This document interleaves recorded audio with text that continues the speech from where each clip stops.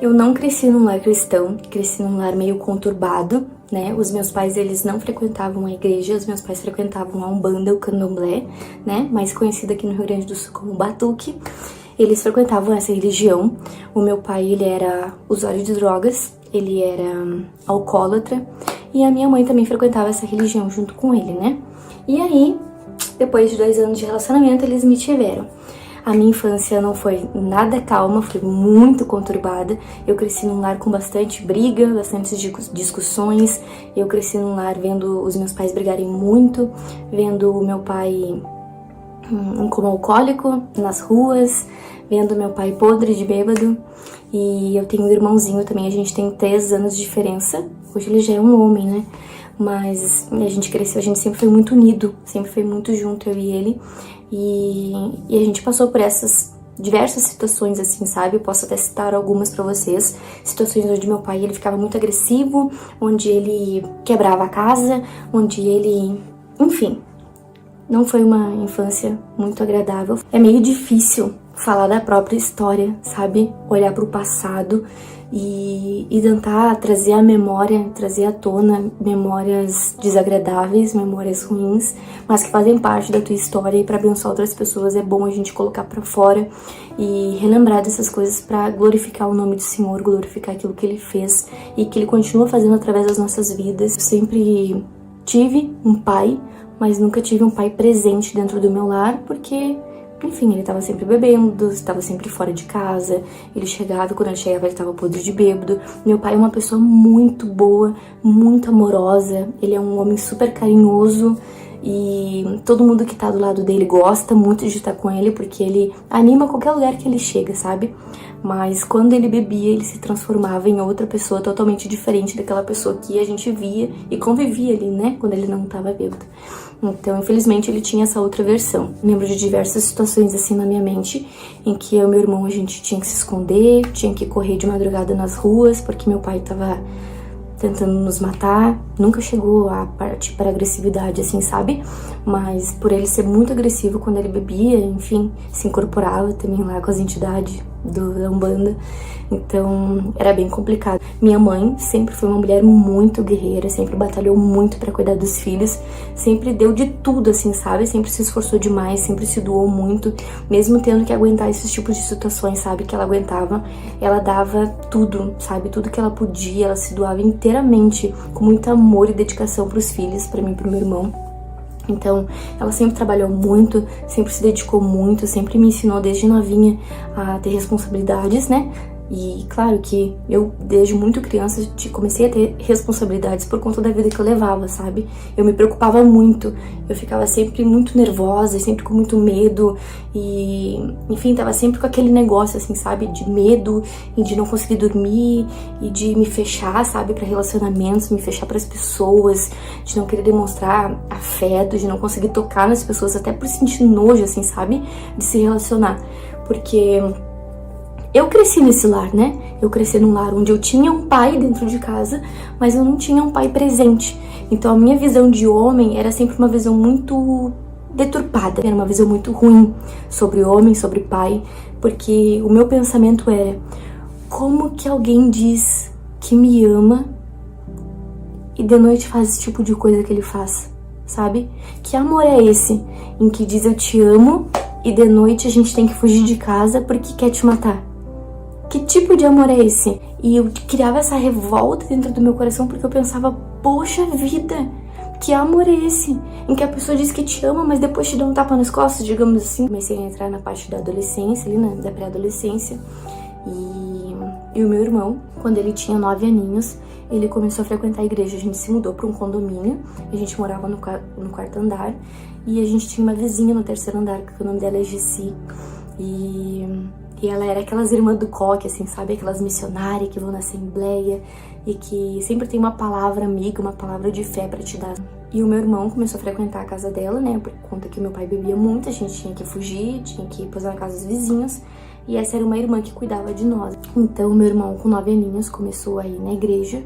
E eu, muito desacreditada da vida, virei uma adolescente super rebelde por conta de tudo que eu vivia, né? De um lar muito deturpado, onde eu não tinha uma visão certa do que era um casamento, do que era, né, viver num lar saudável, enfim, por diversas coisas, né? Eu era muito fechada, eu não gostava que ninguém me tocasse, assim, sabe? Eu chegava da minha escola e eu lembro que eu deitava e eu só queria que aquele dia acabasse, eu só queria ter uma noite em paz, eu só queria poder deitar na cama e descansar e, sabe? E sempre aquele medo de qualquer hora eu tenho que estar arrumada, eu tenho que dormir arrumada, não posso dormir de pijama porque a qualquer momento eu tenho que fugir pra rua. Eu sentia um vazio tão grande dentro do meu coração, mas tão grande dentro do meu coração. Eu me sentia uma pessoa tão vazia, sabe? Tão sem nada pra oferecer. E eu, por causa desse vazio que eu tinha no meu peito, eu saía na rua e me envolvia com meninos, ficava, enfim, porque eu queria preencher esse vazio que eu tinha no meu coração, sabe? Eu queria me sentir amada pela visão masculina, eu queria me sentir amada, cuidada, eu queria que a pessoa olhasse pra mim com olhos de amor e que me desejasse, sabe? Porque eu não tinha isso. Eu tinha um borrão naquela parte de visão paterna. Eu sentia esse vazio tão grande dentro do meu coração que nada era capaz de preencher ele, a não ser o amor de Jesus. E eu não sabia disso. Então eu cresci uma adolescente meio revoltada com a vida. Eu ficava com os meninos, mas depois eu voltava pra casa, deitava minha cabeça no travesseiro e a dor voltava tudo de novo. E tentei suicídio umas 3 vezes, se eu não me engano, eram umas 3 vezes.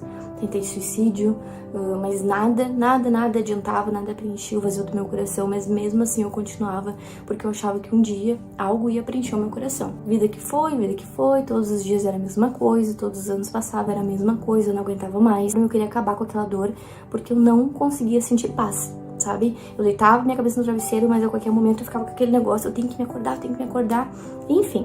E meu irmão, com 9 aninhos, ele começou a ir na igreja com essa irmã que morava ali embaixo do nosso apartamento. E, enfim, ele começou a ir com ela e tudo mais, e quando ele voltava da igreja, meu pai, ele tava tirado no chão, incorporado, tava fazendo um fiasco, e eu muito descrente da vida, né? Eu falava pro meu irmão: não adianta de nada tu ir na igreja, não adianta de nada, é perca de tempo. Olha que ridículo, tu ir lá, perder o tempo da tua vida, o teu tempo, ir lá na igreja, e quando tu chega, como é que o pai tá? Da mesma forma como tu foi pra igreja, da mesma forma como tu voltou, ele tá da mesma forma. Ele não mudou, ele não vai mudar. É perca de tempo tu tá indo na igreja. Ele falava: Jéssica, tu vai ver que o Senhor vai fazer. E eu falava: não vai fazer, ele não vai. E aí meu irmão falava: ele vai fazer sim. Ele vai, eu tenho certeza. Mas muitas das vezes eu me peguei assim, eu abri a porta do meu quarto e meu irmão tava orando em cima do meu travesseiro. Várias vezes eu peguei meu irmão fazendo cartinhas pra Deus e falando sobre mim pra Deus. E numa das cartas que eu vi, ele falava: Deus, por favor, cuida da minha irmã. Deus, por favor, que um dia ela possa te conhecer, sabe? Ele falava: não deixa minha irmã se perder, pai, que um dia ela te conheça. E várias vezes eu peguei meu irmão também orando pelo copo da água e pedindo pra mim tomar. E eu, como muito descrente da vida, né, achava que Deus não existia. Porque eu pensava: como que um Deus tão bom, como todo mundo diz ser, como é que ele permite eu viver esse tipo de coisa que eu vivo, sabe? Eu não conseguia visualizar e enxergar o amor de um pai. Porque até então eu não tinha experimentado esse amor. E por muito tempo foi assim. E aí depois de um tempo eu comecei a fazer umas artes na escola onde eu estudava, né? Eu tinha uns 13 anos. Minha mãe me proibiu de sair de casa por conta das coisas que eu tava fazendo com os meus colegas da escola. E ela disse que até então eu ia começar a ir na igreja com meu irmão. Eu odiava. A gente começou no Universal. Eu achava muito chato, eu achava que era perda de tempo, era coisa de velho. Que eu não ia perder o tempo, o pouco de tempo que eu tenho, eu vou perder estar na igreja. Eu vou aproveitar minha vida, eu vou fazer o que todo adolescente quer fazer. E, enfim, comecei com meu irmão super feliz, porque ele orava muito por isso. Comecei a ir com ele, depois de um tempo, assim, depois de alguns meses, eu comecei a gostar e me batizei. Me batizei com 14 anos. E eu me lembro de diversas vezes, assim, sabe, a gente chegar em casa da igreja e, como a gente morava em apartamento, tinha grade. E a gente olhava um pro outro antes de abrir a grade, a gente falava: é agora que a gente vai ter que colocar em prática tudo aquilo que a gente ouviu lá na igreja. E a gente abria, tava meu pai tirado no chão, incorporado. Lembro de algumas vezes da gente estar lendo a Bíblia e os meus pais se revoltarem, esconderem as Bíblias da casa, não deixar a gente pegar as Bíblias porque a gente não podia ler. E claro, né? Onde habita a luz, não habita trevas, meu filho. E aí eles escondiam as Bíblias, escondiam tudo, não deixavam a gente pegar. E mesmo assim a gente ia pro quarto, trancava a porta, ficava orando e guardava pedacinhos, sabe, da Bíblia, assim, pra conseguir ler. E aquele lá foi o nosso quartinho de oração. E aí a gente começou a orar pela minha mãe, orar fervorosamente pra minha mãe, que Deus libertasse minha mãe, que ela conhecesse Jesus e tudo mais. E aí a gente começou a orar por ela, orar, e até que ela também começou a se converter. Só que naquela época eu era convertida, entre aspas. Por quê? Eu me sentia convertida. Mas sabe aquele crente que fica um pezinho na igreja, outro no mundo, fazendo as coisas do mundo, mas eu sou cristã, sabe? Eu sou cristã, mas eu posso ir lá na esquina e ficar com um gurizinho. Eu posso ir lá e ficar com tal pessoa, eu posso mentir, esse tipo de coisa, assim, sabe? Então eu não tinha me convertido 100%, mas eu tava no caminho. E ficou nós três. Quando um caía, o outro ajudava a levantar. Quando um tava fraco, o outro ajudava. E assim ia, sabe? Quando um ia se enfraquecendo, a gente ia orando um pelo outro. Eu me batizei com 14, aí quando eu tinha 16 anos, eu comecei a frequentar uma célula. Essa célula era um grupo, né? Um grupo que se reunia numa casa para falar da Bíblia, para orar, para louvar e adorar a Deus. E eu comecei aí nessa célula, né? Era do meu antigo pastor. E naquela época ele ainda não era pastor, ele só tinha essa célula na casa dele. Então a gente começou a se reunir, eu comecei lá. E Deus começou a falar muito comigo através daquelas células, assim, sabe? Eu achava legal, porque eu achava algo divertido, achava despojado. Eu ouvia falar de Jesus diferente de como eu ouvia falar nas outras igrejas que eu ia. E teve um dia que eu fui numa célula, e esse pastor, né, ele veio conversar comigo. E ele falou que Deus tinha mostrado pra ele que Deus ia fazer muito através de mim. Que Deus tinha me escolhido para levar a palavra para muitos jovens, que ele me via ministrando para várias mulheres, que Deus me usava e falava através de mim. E aí eu peguei e falei: Eu não. Não, você tá vendo outra, Jéssica, porque essa aqui, não. Enfim, eu fiquei assim por muito tempo mesmo. E até que um dia, esse pastor, que não era pastor na época, ele abriu uma igreja, porque a célula já estava tão grande, já tinha tanta gente que já não cabia mais na casa dele. Então ele decidiu abrir uma instituição, né, abrir uma igreja. E eu comecei a frequentar a igreja dele. Comecei a ir. E aí eu lembro que a gente teve uma conversa, eu e ele, esse pastor, e a gente conversou um dia, e foi naquela conversa que eu me converti de verdade. Um dia que ele chegou em mim e falou: eu preciso falar contigo. Eu falei: pode falar. E aí ele disse pra mim: Jéssica, eu te vejo cuidando de muitos jovens. Eu te vejo ministrando pra várias mulheres. E eu queria te convidar pra te ministrar aqui na igreja, eu queria te convidar pra cuidar aqui dos jovens, mas tu precisa te posicionar. E aí naquela conversa eu senti como se Deus estivesse falando comigo, assim, me colocando sobre a parede, assim: filha, até aqui, tu ficou em cima do muro. Tu disse algo que na verdade tu não é. Tu tá em cima do muro já faz, eu tinha 14, 15, 16, já fazem 2 anos que tu tá na igreja e tu não vê nada acontecer. O teu pai continua o mesmo, a tua família continua o mesmo. Tu tá andando em águas muito rasas. A tua vida permanece a mesma, nada muda. Tu tá em cima do muro. Ou tu é, ou tu não é. Decide se é o que tu quer ou não. Até aqui, a tua vida não mudou. Experimenta renunciar tudo e viver uma vida comigo, que deixa eu te mostrar o que eu vou fazer através da tua vida. E eu não tinha nada pra perder, então eu falei: quer saber? Eu vou fazer mesmo. E sabe que, tipo assim, naquele dia foi muito decisivo. Eu falei assim: a partir de hoje eu não minto mais. A partir de hoje eu não fico mais com guris, eu não vou sair ficando na esquina com cada um com o outro, não. A partir de hoje eu vou mudar. A partir de hoje eu vou renunciar a todas as minhas vontades, todos os meus desejos, por mais difícil que seja, mas eu quero me relacionar com o Senhor, eu quero experimentar de verdade dele, eu quero saber o que ele tem pra fazer através de mim, pra fazer, o que é viver uma vida com Deus, o que é se relacionar com ele. Então eu comecei esse processo e pedi ajuda desse pastor, ele começou a me ajudar nesse processo e foi assim, sabe, foi num estalo de dedo, assim, eu renunciei tudo. Não digo que foi fácil, né? Foi muito difícil, é muito desafiador. É uma vida de renúncia, né, que a gente decide fazer.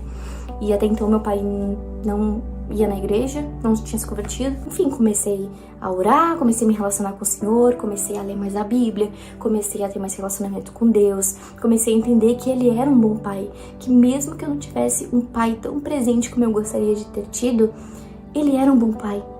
Sabe? Por mais que aquele vazio ele ainda existia dentro de mim, o Senhor, ele começou a preencher, sabe? Ele começou a preencher nesse relacionamento que eu comecei a ter com ele. Foi um relacionamento no íntimo, no secreto. E aos poucos, aquele vazio que existia dentro de mim, ele deixou de existir. Porque eu comecei a entender que Deus, ele era um bom pai. E que ele cuidou de mim o tempo todo. Que ele me deu muitos livramentos, que ele teve comigo enquanto eu tava tentando me suicidar. Ele tava comigo quando eu me sentia sozinha. Ele tava comigo quando eu chorava no meu quarto de medo. E ele tava comigo, sabe?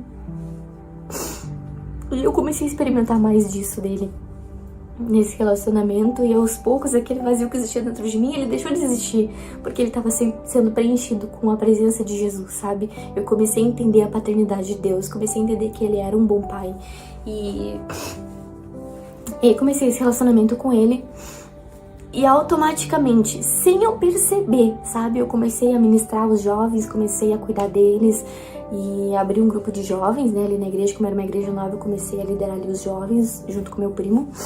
E aos poucos, sem eu perceber, Deus foi fazendo. Meu pai começou a visitar os cultos, por mais que muitos dos cultos ele bebia, ele saía do culto, no meio do culto pra ir beber, ele voltava pro culto podre de bêbado, fazendo fiasco. Mas automaticamente, sabe, as coisas foram acontecendo no estralar de dedos, sem eu perceber. Quando eu percebi, eu falei, caraca, Deus é muito real. Porque pra mim era impossível. Era impossível. Impossível. Era algo muito distante, sabe? Pra mim era algo muito distante. Ver meu pai ali junto comigo, na igreja, junto com a minha mãe, com meu irmão. Pra mim, isso era muito distante. Eu nunca acreditei na minha vida que um dia eu ia vivenciar isso.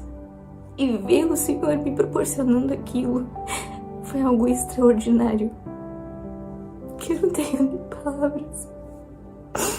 E aí eu me lembro de um versículo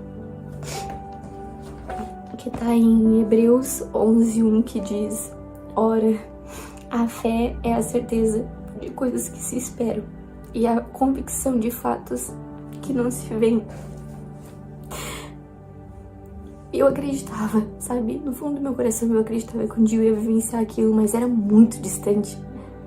Eu pensei que ia demorar muito, e eu ver Deus fazendo aquilo pra mim é algo surreal, sobrenatural, sabe? Quando vocês têm um sonho e tu olha pra aquele sonho e ele tá tão distante que tu acha que aquilo nunca vai acontecer. E eu ver aquilo acontecendo pra mim foi algo, sabe? Eu louvo a Deus pela vida do meu irmão, que com 9 aninhos começou a ir na igreja, começou a buscar pela minha família, orou por mim, não desistiu de mim. E porque eu também era um caso assim meio perdido. Mas glória a Deus que eu era perdida, mas Jesus me encontrou, eu encontrei Jesus, e hoje, graças a Deus, eu louvo a Ele e eu glorifico a Ele, porque isso é algo que só Deus podia fazer. E hoje, pela graça de Deus, meu pai, ele não é mais alcoólatra, ele, graças a Deus, já se curou, já se libertou disso. Meu pai continua indo na igreja, minha mãe também tá tudo certo, meu irmão também continua indo na igreja. E tá todo mundo muito feliz. Eu hoje, graças a Deus, tô casada, já tenho a minha casa. E olhar lá pra trás me dá a sensação de alívio e paz de que Deus fez. Sabe, um dia lá atrás, pra Jéssica, que tinha 11, 12 anos, que era tão impossível pra ela, e hoje é uma coisa tão possível que às vezes eu fico, caraca, Deus fez, sabe? Deus fez. E glória a Deus que Ele fez. Enfim, eu quis trazer esse vídeo pra falar pra vocês que Jesus é real. Ele é real. E Ele é presente. Ele é presente. Sabe? Ele é muito presente. E eu não sei como é que é a tua família, não sei como é que é o teu caso, qual que é a luta que tu enfrenta, ou enfim, quais são os obstáculos que tu precisa vencer. Mas eu queria te dizer que por mais distante que isso esteja pra ti, por mais distante que tu olhe e fala, caraca, isso nunca vai acontecer comigo, eu posso te falar com toda a certeza do meu coração que Deus faz. E Ele faz mesmo. Ele faz infinitamente mais do que aquilo que nós pedimos ou pensamos. Ele faz tudo perfeito.